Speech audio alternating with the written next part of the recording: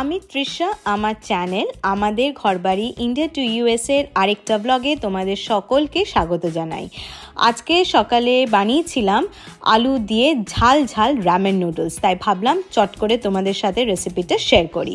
পাশে কড়াইয়ে তেল গরম করতে বসিয়ে দিয়েছি, সাদা তেল, আর পাশে কেটে রেখেছি টুকরো টুকরো করে আলু। আমি এখানে নিয়েছি একটা বড় সাইজের আলু আর একটা ছোট সাইজের আলু।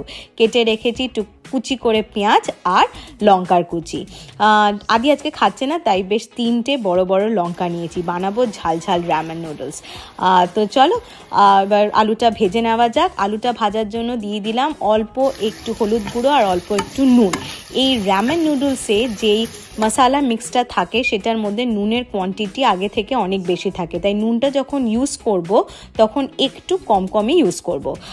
আমাদের এখানে ম্যাগি কিন্তু পাওয়া যায়, কিন্তু Maggi is only available in Indian store বা ইন্ডিয়া বাজার, তাই আমরা এই রামেন নুডলসটাই নিয়ে আসি। আর সত্যি কথা বলতে কি, ম্যাগি আর রামেন নুডলসের টেস্ট কিন্তু মোরালেস সিমিলার। তো চলো, এই দেখো কথা বলতে বলতে আলুটাও ভাজা হয়ে গেল। এবার আলুটা তুলে নিয়ে ওই সেম তেলে দিয়ে দিলাম গোটা জিরে। গোটা জিরেটা অল্প ওই 1 থেকে 5 সেকেন্ডের মতো নাড়িয়ে দিয়ে দিলাম তাতে লঙ্কার কুচিগুলো। লঙ্কার কুচির সাথে জিরে অল্প একটু 1 থেকে 2 মিনিট নাড়িয়ে দিয়ে দিলাম পেঁয়াজ কুচি। এবার পেঁয়াজ কুচি আর লঙ্কার কুচি থেকে যখন দেখবে একটা সুন্দর গন্ধ বেরোচ্ছে, সেটাতে দিয়ে দিলাম অল্প একটু নুন, আর তারপরে দিয়ে দিলাম জিরে গুঁড়ো, ধনে গুঁড়ো আর দিয়ে দিলাম হলুদ গুঁড়ো।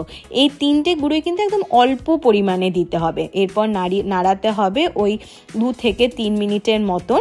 যখন দেখবে টেক্সচারটা অনেকটা ভাজা ভাজা হয়ে গেছে, তার মধ্যে আমি দিয়ে দিলাম, আমার কাছে 3টে মশলা ছিল, যেটা প্যাপ্রিকা পাউডার, গার্লিক পাউডার আর সিজনিং পাউডার। এই 3টে পাউডার দিয়ে দিলাম। বাট তোমাদেরকে বলি যে এই 3টে পাউডার কিন্তু কমপ্লিটলি অপশনাল। যদি বাড়িতে অ্যাভেলেবেল থাকে তবে ইউজ করো, আর না থাকলে ইউজ করার কোনো দরকার নেই। টেস্ট এমনিতেই দারুণ হবে। তো যখন দেখলাম যে নাড়িয়ে নেওয়ার পর মোটামুটি পেঁয়াজটা রান্না হয়ে গেছে, দিয়ে দিলাম ওই 1 কাপের মতো গরম জল। যেহেতু আমরা এখানে 2 প্যাকেট রামেন নুডলস ইউজ করছি, তাই এখানে দিলাম 1 কাপ গরম জল। তোমরা যদি 3 প্যাকেট নাও তাহলে 1.5 কাপ ইজ এনাফ। তো জলটা এবার ফোটানোর জন্য ঢাকা দিয়ে দিলাম। আর যেহেতু এটা হাই ফ্লেমে কড়াই আছে, তাই 2 মিনিটের মধ্যে জলটা ফুটে উঠলো। তাহলে এরপর দিয়ে দিচ্ছি রামেন নুডলস, আর 2 প্যাকেট নিয়েছি। আর তারপরে আমি অলরেডি কেটে রেখেছিলাম মশলা মিক্সগুলো, সেগুলো পুরোটাই আমি অ্যাড করে দিলাম এই রামেন নুডলসের মধ্যে। এরপর ভালোভাবে নাড়াতে হবে 2 থেকে 3 মিনিট।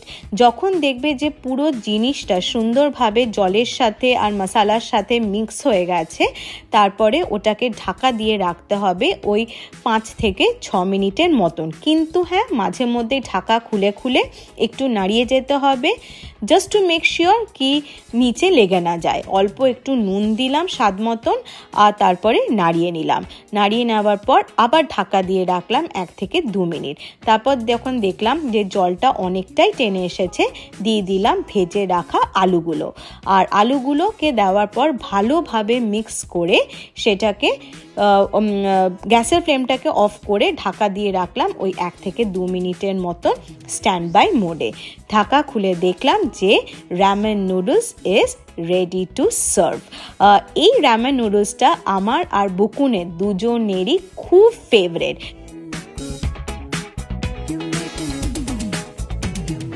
আশা করি তোমাদের এই রেসিপিটা খুব ভালো লেগেছে। অবশ্যই তোমরা ট্রাই করো আর আমাকে কমেন্ট করে জানিও যে কেমন লেগেছে এই রেসিপিটা।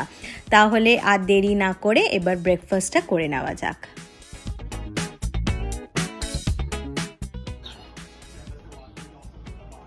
ব্রেকফাস্ট রেডি, আর এই যে আমার ম্যাগি। চলো একটু টেস্ট করে দেখি কেমন হয়েছে। হ্যাঁ, খুব গরম।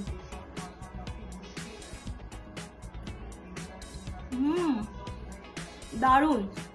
হ্যাঁ, একটু স্পাইসি আছে, কারণ তোমরা তো দেখলে অনেকটা কাঁচা লঙ্কা দিয়েছি, but too good, too good. তোমরা তোমাদের মতন উপর থেকে একটু অমলেট ভুজি করে বানিয়ে দিয়ে দিতে পারো, খুব ভালো লাগবে। কিন্তু আমার অতটা ভালো লাগে না, আমার এটা একদম বেস্ট লাগে। তো যদি তোমাদের রেসিপিটা ভালো লেগে থাকে, অবশ্যই লাইক, শেয়ার, সাবস্ক্রাইব করো আমার চ্যানেলটাকে।